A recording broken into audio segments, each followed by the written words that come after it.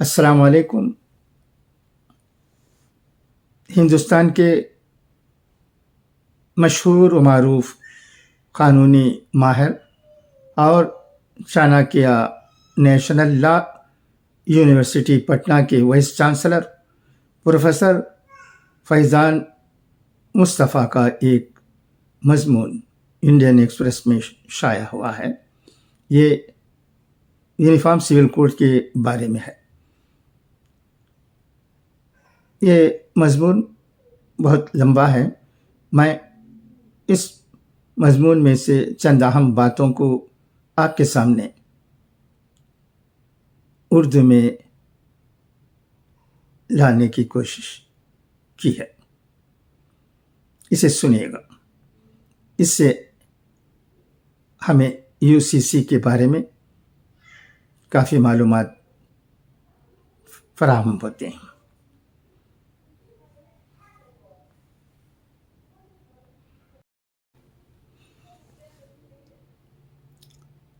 फैज़ान मुस्तफ़ा साहब का कहना है कि यूसीसी हो या ना हो, ऐसे कानून की मुखालिफत नहीं होनी चाहिए कि किसी की बेक वक्त 2 बीवियां नहीं होंगी।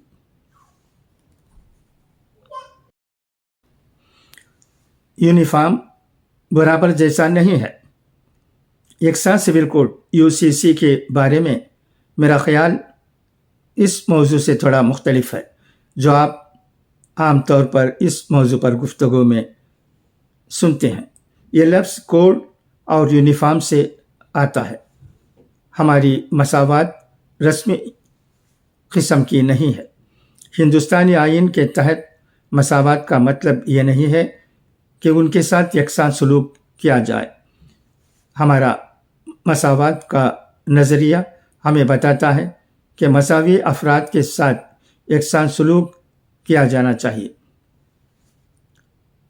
पसंदों के साथ यकसा सलूक किया जाना चाहिए।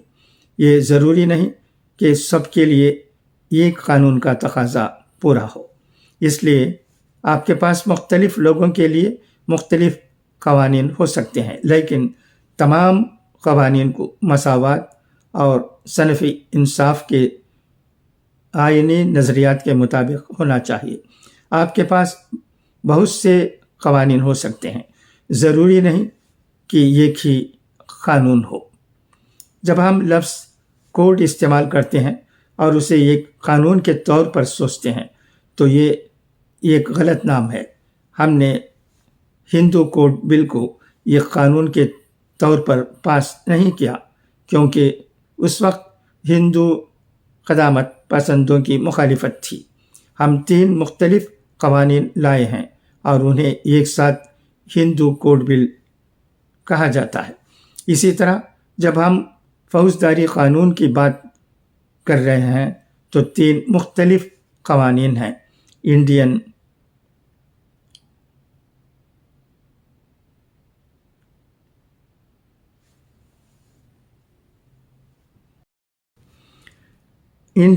Evidence act, Indian panel code और कोड ऑफ क्रिमिनल प्रोसीजर। फौजदारी कानून भी यकसा नहीं है।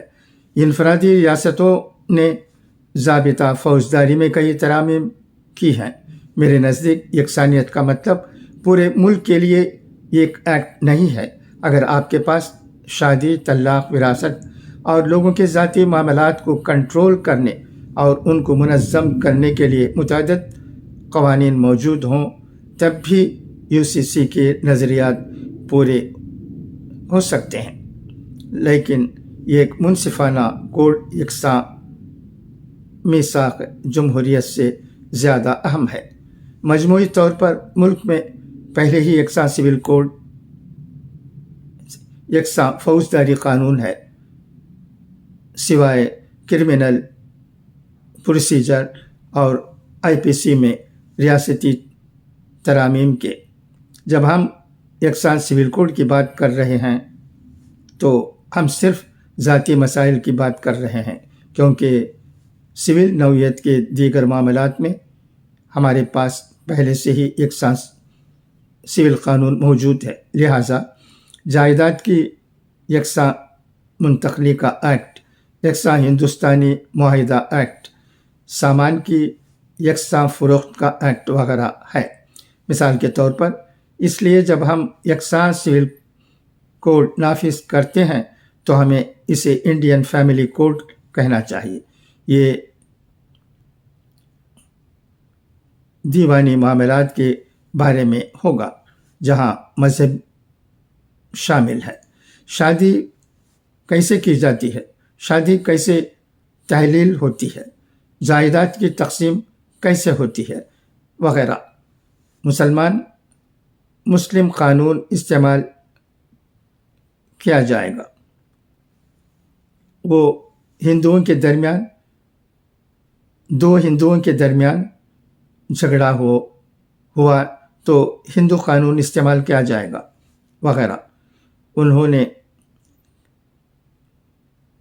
کلرکوں، ملاؤں اور پنڈتوں کا سہارا لیا۔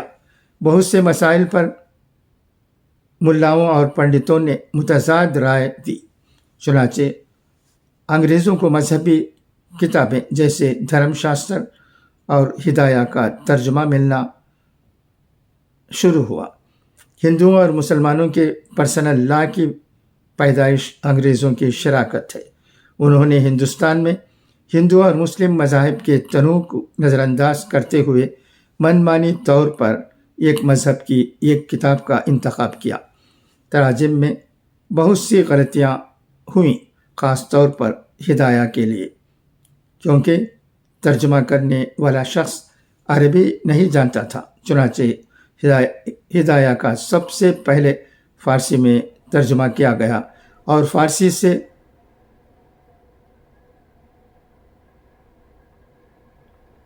چارلس ہیملٹن نے انگریزی میں ترجمہ کیا۔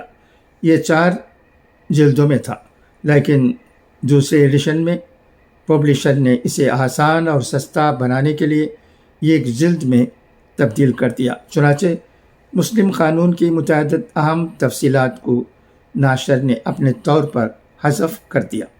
برطانوی ججوں کو انگریزی قانونی نظام میں تربیت دی گئی تھی جس نے نظیر کے اصول پر عمل کیا، لیکن شاستری قانون اور اسلامی قانون میں ہر معاملہ مختلف ہے اور آپ کو سباق و سیاق کے لحاظ سے ایک نیا تخلیقی حل مل سکتا ہے۔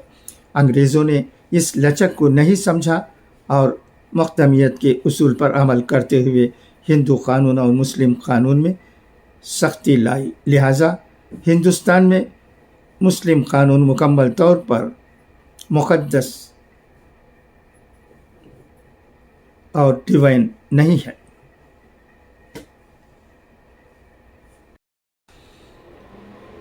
ایک طرح سے ہمارے پاس پہلے سے ہی یکساں سول کوڈ موجود ہے۔ یہ اسپیشل میرج ایکٹ ہے جس کے تحت مختلف عقائد کے لوگ یا کسی عقیدے میں یقین نہ رکھنے والے لوگ شادی کر سکتے ہیں۔ اصل خصوصی شادی ایکٹ 19ویں صدی کا قانون تھا جو بنگال میں سماجی اصلاح کاروں کی طرف سے شروع کی گئی مہم کا رد عمل تھا جو شادی کی آسان رسومات چاہتے تھے۔ اکثریت کے قانون میں اصلاح کرنا ہمیشہ آسان ہوتا ہے۔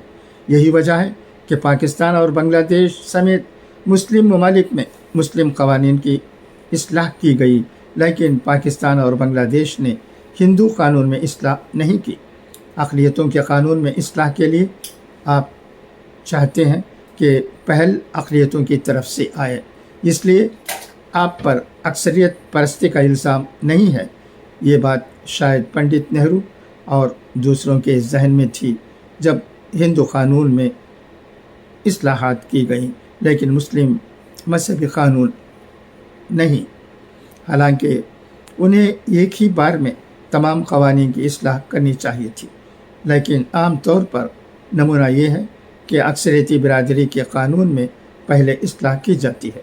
1955 تک ایک ہندو لامحدود تعداد میں بیویاں رکھ سکتا تھا، جبکہ ایک مسلمان 7ویں صدی سے ہی خود کو زیادہ سے زیادہ صرف 4 بیویوں تک محدود رکھتا تھا۔ قرآن ایک مسلمان کے حق کے طور پر تعدد ازدواج کی بات نہیں کرتا ہے، یہ ایک غیر معمولی استثناء ہے۔ ہمیں سباق و سیاق کو دیکھنا چاہیے۔ یتیموں اور بے سہارا کا آپ 2، 3 یا 4 عورتوں سے شادی کر سکتے ہیں، بشرطے کہ آپ انصاف کر سکیں۔ قرآن ہمیں خاص طور پر بتاتا ہے آپ جتنی بھی کوشش کر لیں آپ انصاف نہیں کر پائیں گے، اور اس لیے ایک بیوی رکھو۔ قرآن میں بھی ایک زوجیت کا حکم ہے، تعدد ازدواج مستثنیٰ ہے، لہٰذا اسلام کے نام پر تعدد ازدواج کے خلاف قانون کی مخالفت بلا جواز ہے۔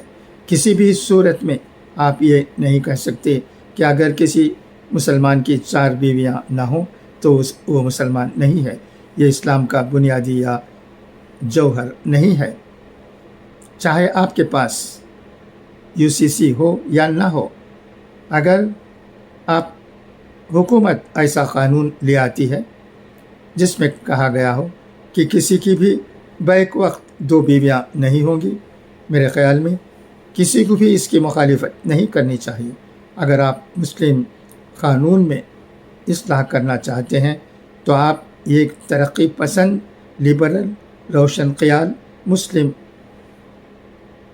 فقیہ پر بھروسہ کرتے ہیں اور اس کا نظریہ لیتے ہیں اور اسے اصلاح کی بنیاد بناتے ہیں۔ یہ چند باتیں ہیں فیضان مصطفیٰ صاحب نے ان کے انگریزی مضمون میں جو کہ انڈین ایکسپریس میں شائع ہوئے کہی ہیں۔